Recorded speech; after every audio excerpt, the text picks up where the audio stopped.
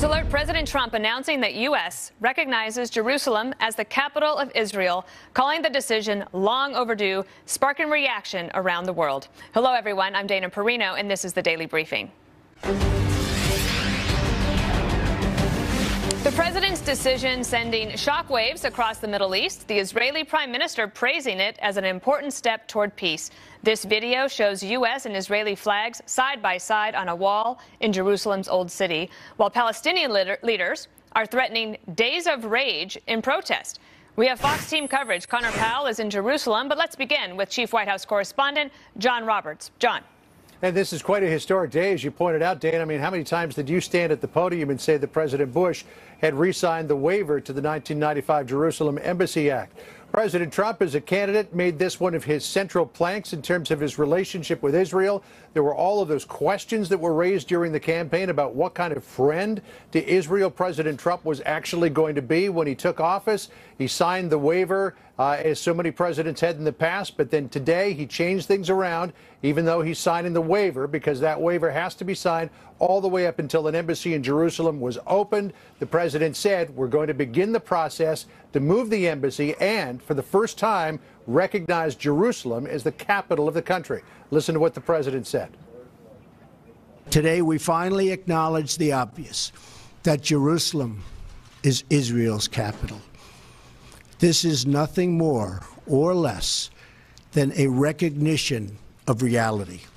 It is also the right thing to do. Nothing more than a recognition of reality, because for Israelis and for the Israeli government, Jerusalem has long been the capital. That's where the Knesset is. That's where all of the government offices are. So the president's saying that's just the way that things are in Israel, and we're finally acknowledging that that's the way things are. Of course, the president has critics around the world, particularly in the Middle East region, accusing him of throwing a hand grenade into the peace process, derailing the whole thing, which is why the president took specific steps today to say that he is still committed to pursuing a peace process between Israel and the Palestinians. Listen here. The United States remains deeply committed to helping facilitate a peace agreement that is acceptable to both sides. I intend to do everything in my power to help forge such an agreement. Without question, Jerusalem is one of the most sensitive issues in those talks. The United States would support a two-state solution if agreed to by both sides. There's also concern that by finally acknowledging that Jerusalem is the capital of Israel, that the president might set in motion some unintended consequences of people trying to make plays for certain areas of the city to try to lock those up. As the peace process is unfolding, or as the move of the U.S. Embassy from Tel Aviv to Jerusalem is taking place. So the president appealed today to both sides to just leave things the way they are. Listen here. In the meantime, I call on all parties to maintain the status quo at Jerusalem's holy sites, including the Temple Mount, also known as Haram al-Sharif. And just after the president spoke, Prime Minister Benjamin Netanyahu went on Israeli national television to say he is committed to maintaining the status quo. Now, the White House knows, and I talked to some officials about this, including Jason Greenblatt, who is the president's point person on seeking peace in the Middle East, Dana, about the criticism from world leaders. They say, look, these world leaders have to say what they have to say, or feel that they have to say at this point. But they indicated that there is a peace plan that will be coming down the pike in the next few weeks, if not the next 3 or 4 months. And they said, let's wait until that peace plan comes out and then see what the reaction from world leaders is from there on. Well, historic indeed. All right, John Roberts, thank you so much. Thanks, Tim. So how was the president's announcement received in Israel? Connor Powell is live in Jerusalem. The mood there, Connor? Yeah, Dana, not surprisingly, this move was welcomed and cheered here in Israel by Israelis. There were television screens set up in some of the city squares so that people could watch it. There is a large American and Israeli flag being pictured on the old city walls right now. There are people here thanking President Trump. This really is the fulfillment of their hopes and dreams of Israelis when President Trump was elected about a year ago, they really did believe that he was the one who was going to move the embassy from Tel Aviv to Jerusalem. They were a little bit concerned in May when he signed the initial waiver, but they were really pleased today to see this finally happen.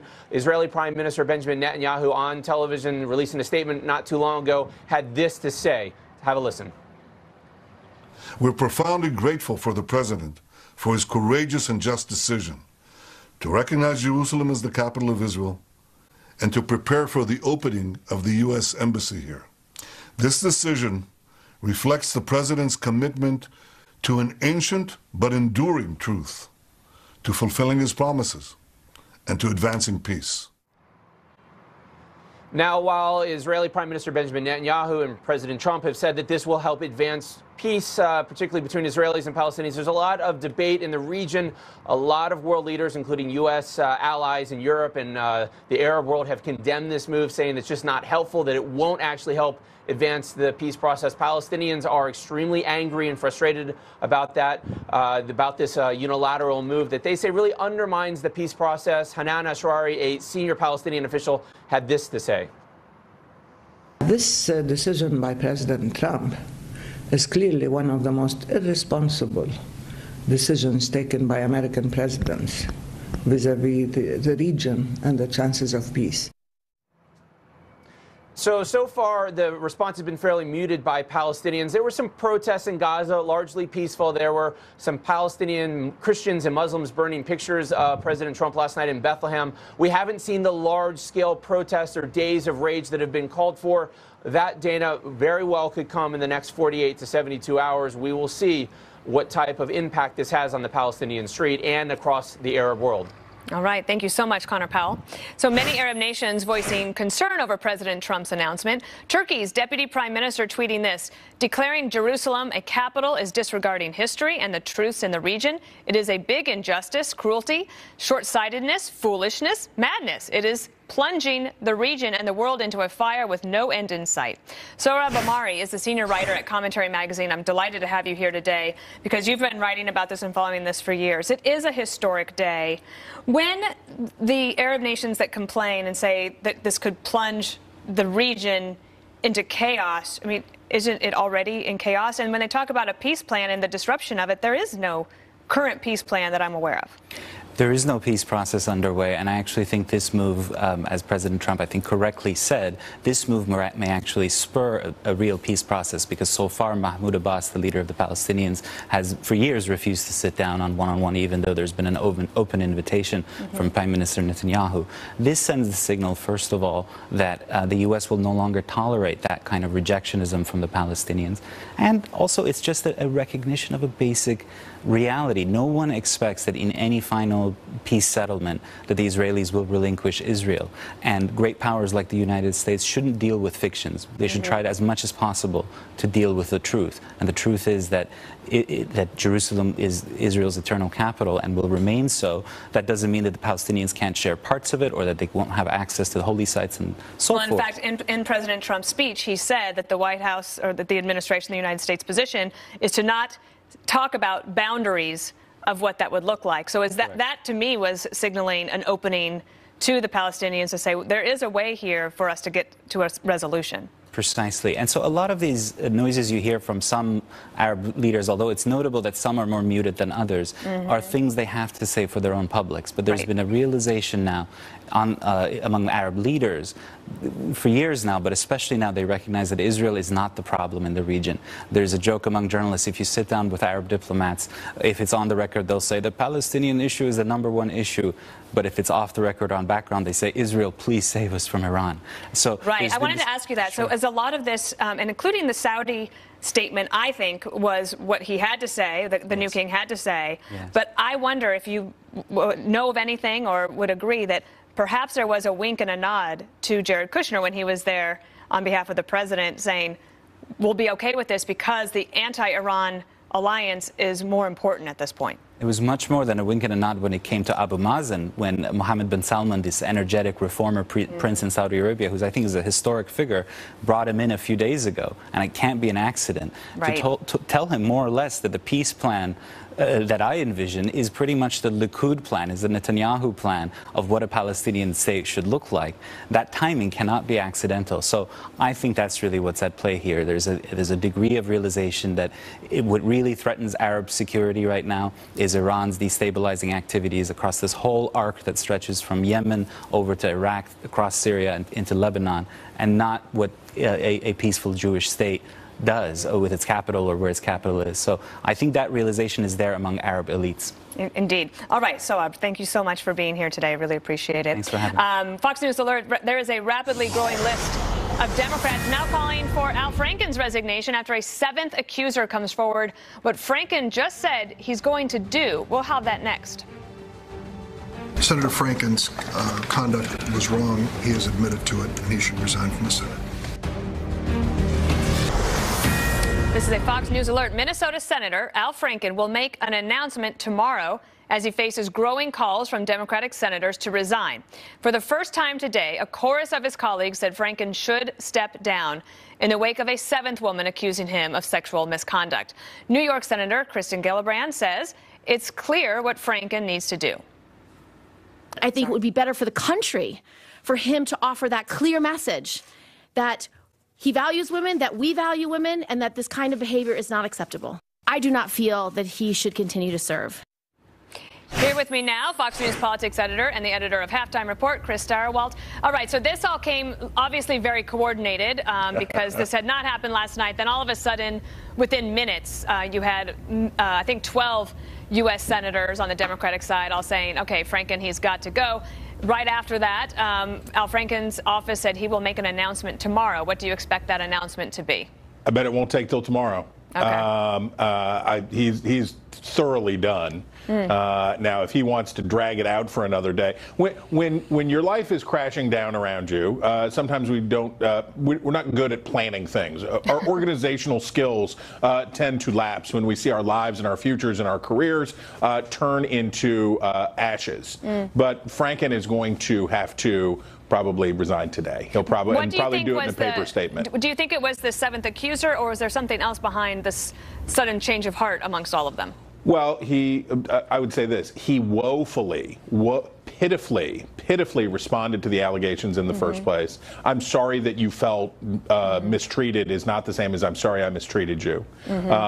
It was a disaster. The other thing cooking here is the Republicans and Roy Moore. Right. So looking for moral high ground, you have the Democrats saying, OK, if we're going to be serious about saying how inappropriate it is for Roy Moore to serve as a United States senator, given all that's been said and shown about him, then we have to get our own house in order, and we've got to get rid of Al Franken. And so Al Franken, of course, probably is chagrined to think that if the timing was just a little different, he could have done the gross thing and just sort of waited it out. And then in the future. Well, that was clearly what he was trying to do. And, of course, we'll keep an eye on it. As if it turns out, as Chris says, that it won't take till tomorrow for this announcement. Of course, we'll bring it to you live. Could I turn to that Alabama race real fast? Because Steve Bannon, the former advisor to President Trump and the supporter of Roy Moore down there in Alabama, had this to say last night about Mitt Romney.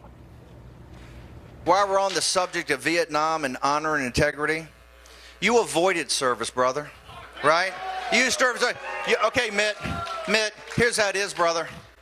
Now the college deferments, that's we can debate that, but you hid behind your religion. You went to France to be a missionary while guys were dying in rice paddies in Vietnam. Do not talk to me about honor and integrity.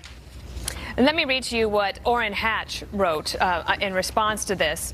He said, I resent anyone attacking any person's religious views, but particularly our own Christian Latter-day Saints faith and the selfless service of missionary work. I'd be more than happy to sit down with Mr. Bannon and help him understand more about the Mormon Church at his convenience. I've got a copy of the Book of Mormon with his name on it. So what was that all about last night? Well, first of all, you have to have a lot of brass to be Donald Trump's top strategist and be knocking anybody for draft dodging. That's like, first of all, whoa. But Bannon is in the business of whoa. That is his stock in trade, is shocking and causing people affront and then taking advantage of that for political advancement and the advancement of him and his own brand. But when you get into invoking Mormonism in Alabama, where Mormonism is not popular and until quite recently was viewed as a cult, was viewed as unchristian. I mean, there was a school of thought that believed that in the 2012 election that there were some evangelicals that did not come out to vote for Romney because of his Mormonism. I don't know if that actually bore out in the voter polls, but... Hundo P. This is, of course, for many American, what we now call evangelicals, but for a lot of Baptists back in the day, they wouldn't have voted for a Catholic, let alone a Mormon. And so invoking Romney's Mormonism in Alabama is there's identity politics, and there's dog whistles, and then there's this. This is like the next extreme beyond that. So then, apparently, Kellyanne Conway said this morning that last night, President Trump had a phone conversation with Mitt Romney. What do you think that was about? I would have loved to have been the NSA on that one. Because she said they actually get along very well, and I could imagine that. You know, Mitt Romney, when he had that dinner with President Trump, when they were talking about possibly having him as Secretary of State, Romney thinking of running for the Senate if Orrin Hatch decides not to run. Do you think that's what it was about? Yeah, it looked like a barrel of giggles. I would say this. Donald Trump clearly is afraid of Mitt Romney serving in the United States Senate because Mitt Romney will occupy some of the space that John McCain, Jeff Flake, who won't be in the Senate forever, that when Romney comes in, he stands up as a guy who is going to make his bones opposing Trump. We have in Romney a vociferous critic of Donald Trump, and now we have Trump using Bannon, or Bannon working on behalf of Trump to try to block Romney. We have Trump trying to convince Orrin Hatch, who has been in the Senate longer than any Republican in history, trying to we're going to drain the swamp by keeping, well, whatever, but convincing Hatch to stay just to preclude Romney's service in the Senate. So obviously it's very much on the minds of the president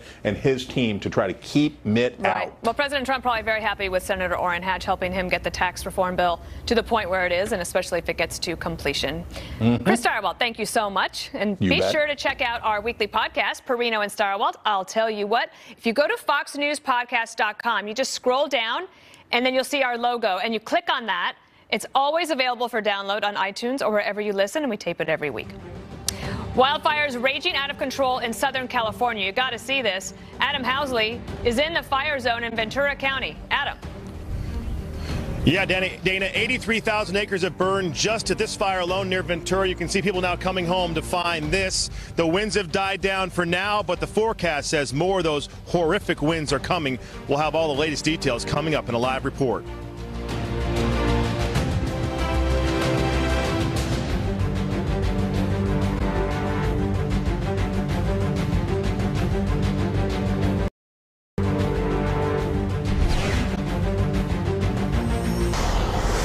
This is a Fox News alert. Fast-moving wildfires raging through Southern California with almost zero containment. Right now, there are numerous wind-driven fires spreading around the Los Angeles area. The dry Santa Ana winds are adding fury to the fire, and there is no rain in sight. We have Fox team coverage with Rick Reichmuth. He's here tracking the weather conditions, and Adam Housley is live in Ventura County, where wildfires have been burning since Monday, and of course, it's now Wednesday. Adam. Yeah, Dana, some good news, bad news situations here in Ventura County in the sense that you can tell there's no wind around me. But this fire, 83,000 acres, has already burned through Ventura, now kind of burning out towards more rural areas. A positive situation, at least for this fire, but the negative situation is what you see behind me. Home after home in this neighborhood. This is not rural Ventura. This is in the city of Ventura. You walk around and you see homes like this. It's just devastating. A lot of people, like these homeowners, only had a few minutes to get out, didn't have a chance to grab a lot of their items. They just got out with their lives. We still haven't had any official numbers on any casualties here for these fires, but the damage is significant. Several hundred homes, at least in this neighborhood, are gone. From this aftermath to the live look right now in Los Angeles, because the winds are still gusting in some places. This is the Sepulveda Pass. This is a Skirball fire you're looking at from this live look. This fire started this morning. My wife was actually stuck in the middle of this thing on the freeway. It started around 5 a.m. They got people off the freeway. The fires burned down a couple of homes there. They're trying to keep it from going into the Bel Air neighborhood, obviously a very high-end neighborhood. A lot of former politicos used to live there, or at least call it home at one time, including the Reagans. And that's where the fire is burning towards at this hour. With the winds, though, the temperatures here have gotten a little bit better from what we saw on Monday. But the bad news is, Dana, as you see this aftermath here, as you see those aerials of the fire burning in Southern California, which really caused a significant traffic mess, and not only that, but threatened homes and lives, those winds are coming back. And they're coming back, they say, worse than we saw on Monday. The Santa Ana winds that were gusting up to 70 miles an hour. So everybody here is bracing for that and hoping there are no more sparks that take those little fires and turn them into this. Indeed. All right, Dana. Adam, thank you so much. So Rick Reichmuth is here. Rick, so how bad are the winds that he's talking about? It looks terrible. Yeah, so they're going to increase again tonight during the overnight hours. Right now, nothing is that bad. Santa Ana, east, northeast at about 16 miles an hour. That's about the worst that we're seeing. But we have red flag warnings and fire danger all across Southern California here. This always happens. This is kind of the beginning of fire season, the start of it. High pressure builds across what we call the Great Basin here, and that pushes the winds offshore. That means from a dry mass out toward the ocean. And as it does, it goes through all of those little mountain passes, and all of that air sinks. And as it does, it compresses and it heats up. That's the meteorological process of this. And that is what comes down through all these places like Ventura into Malibu and so many of these spots right here around the LA hills. This is a forecast wind. You go to tonight, see some of those dark blues. Those are winds that are going to be gusting over 50 miles an hour again tonight and again throughout tomorrow night. And here's our fire outlook. This is an extreme anywhere you see, even down towards parts of the northern parts of Baja California, all the way up here across parts of the south. So there isn't any great news. It improves a little bit by Friday. I will tell you, though, this is that season where we start to see that. And the big thing to note is last year we had all that rain across much of California, which is great news. You want to get that. But all those seeds that have been lying dormant for so many years with the drought, they all sprouted. And now we're at the end of, so there's fuel, and now we haven't had rain, so that's why there's so much fuel for this to be happening. And how long does this season last at the beginning? I will go probably through February into March, but the fire season there, it can be quite long, and we're just at the very beginning of it. We'll have to pray for rain. Yeah. All right, Rick, thank you so much. There's brand new information on Michael Flynn, what a whistleblower says the ousted national security advisor was saying just minutes into the Trump presidency, plus reaction to the major change in our Mideast policy. Now that President Trump plans to move the American embassy to Israel's capital of Jerusalem, will other countries follow our lead? Israel is a sovereign nation with the right, like every other sovereign nation, to determine its own capital. There's an old saying in the Navy that the toughest... To Donald Trump's presidency, his pick for National Security Advisor Michael Flynn was texting his ex-business partner from the inaugural dais that Russian sanctions were going to be ripped up. That's according to newly released information by congressional Democrats citing a whistleblower. Catherine Herridge joining me from Capitol Hill. Catherine, what do you make of all this? Well, Dana, in the last couple of hours, the ranking Democrat on the House Government Oversight Committee, Elijah Cummings, has released a statement to reporters, and he says he has been contacted by a credible whistleblower who says they have seen information that during the inauguration, former National Security Advisor Mike Flynn sent a series of texts about 11 minutes into the inauguration, and he indicated to a business associate that he had good information that a nuclear-powered project was going to go ahead in the Middle East. This would require the cooperation of Russia, and that President Trump was going to rip up Russian sanctions. We're waiting for some kind of response from the Republican chairman of the Government Oversight Committee and whether they're going to proceed with this whistleblower. Meantime, right now I'm outside a SCIF, a secure facility on Capitol Hill outside the House Intelligence Committee, where we're into hour 4 of the closed-door testimony by Donald Trump Jr.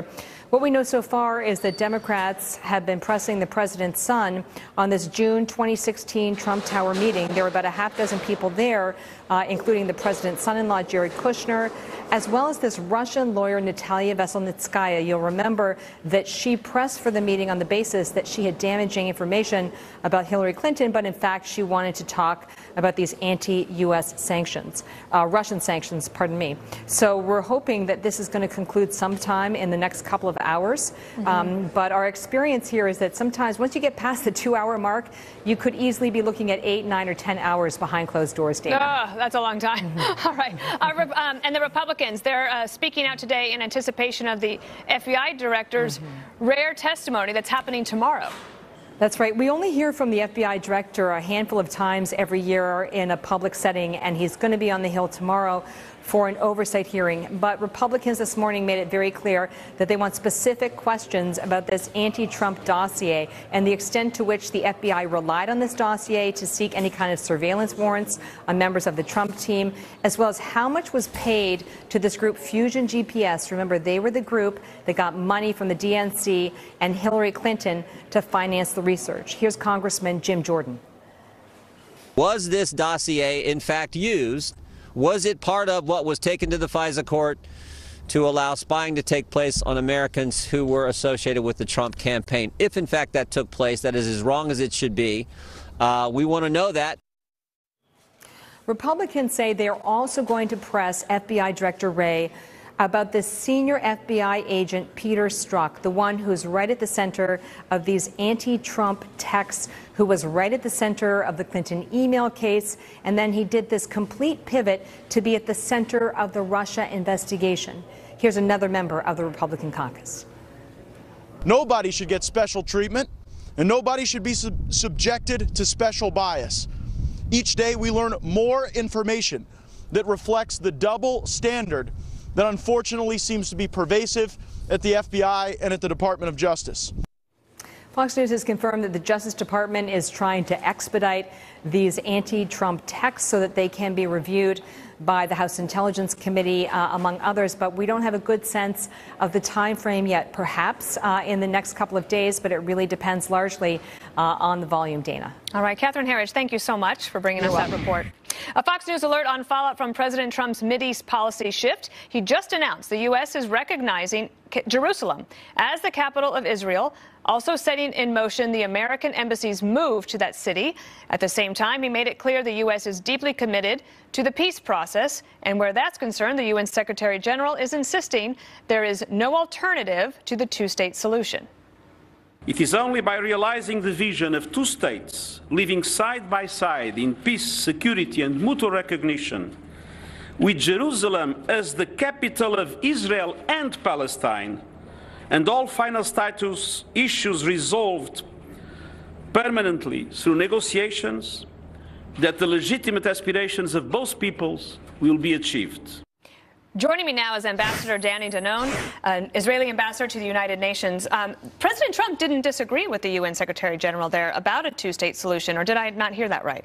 Good afternoon, Dana. No, he did not. He said actually that he will support the two-state solution, and he called both sides to negotiate. That's the way to do it. And what he did today was a courageous decision by a courageous president. It was a reality check for the Palestinians. They have to decide whether they want to negotiate, to move forward, or they want to ignore reality. And we are very pleased with this decision because Jerusalem is the capital of the Jewish people for more than 3,000 years, since the days of King David. And many presidents promised that they will do it. After the elections, we are grateful for President Trump that he fulfilled this promise. One of the things President Trump says is those previous presidents based their decision on information that they had at the time. And the Mideast peace plan, to me, is sort of defunct at this moment because of the Palestinians' recalcitrance in participating. And the peace has been elusive. Do you think that this could actually spur an actual peace deal after everybody gets over the shock of this decision? Absolutely. We show leadership today. We saw leadership. And I think the president said it very clearly. I will support the peace process, and I will not wait. And I think other countries look the way the president dealt with this issue, and they know that he means business, and he will come to the Middle East to promote peace. I wanted to ask you that because you're a diplomat at the United Nations.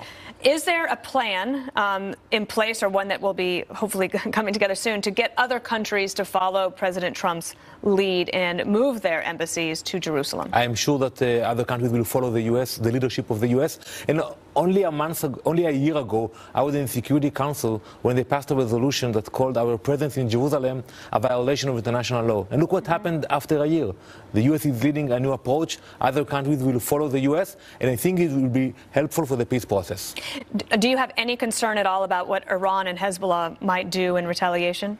Well, they will try to harm us no matter what, and the U.S. Right. So we should do what is good for Israel, for the U.S., and if they shouldn't threat us. And I hear the threats. President Truman was threatened in 1948 when he decided to recognize Israel. And today, we all acknowledge that it was the right decision at the time. All right, Danny Danone, thank you so much for being here. Thank I really you very appreciate much. you coming over. Dozens of Senate Democrats now urging Senator Franken to resign after a new accuser comes forward. So how long can he last? Plus, stunning new details about those mysterious attacks targeting our embassy in Cuba, what doctors found in the brains of American victims.